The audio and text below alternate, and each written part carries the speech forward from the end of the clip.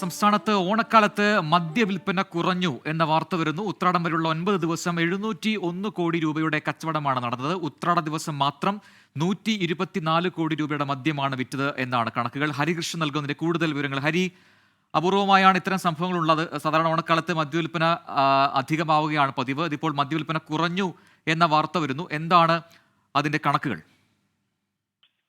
പ്രജിൻ, ഓണക്കാലത്തെ മദ്യവിൽപ്പനയിൽ ഈ വർഷം കഴിഞ്ഞ വർഷത്തേക്കാൾ 14 കോടി രൂപയുടെ കുറവാണ് ഇതുവരെ ഉണ്ടായിരിക്കുന്നത്. അതായത് ഇന്നലെ വരെയുള്ള കണക്കാണിത്.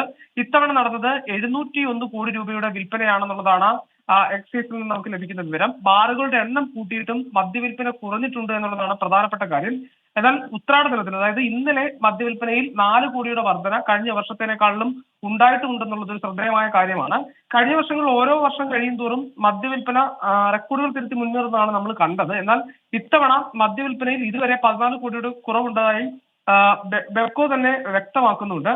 കഴിഞ്ഞ വർഷം ഏതാണ്ട് 715 കോടി രൂപയുടെ വിൽപ്പനയാണ് നടന്നത്.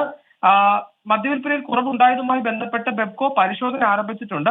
അതേസമയം ഉത്രാട ദിനത്തിൽ മദ്യവിൽപ്പന കൂടിയത് എന്നുള്ളതും ഒരു ശ്രദ്ധേയമായ കാര്യമാണ്. ഇനി ഇന്നത്തെ, അതായത് തിരുവോണ ദിനത്തിലെ വിൽപ്പന കൂടി വരുമ്പോഴാണ് ഈ ഓണക്കാലത്തെ മുഴുവൻ വിൽപ്പനയും എത്രയാണ് എന്ന് കൃത്യമായ ഒരു കണക്ക് നമുക്ക് ലഭിക്കുകയുള്ളൂ. പ്രജി, ശരി, ഹരികൃഷ്ണനാണ് വിവരങ്ങൾ നൽകിയത്.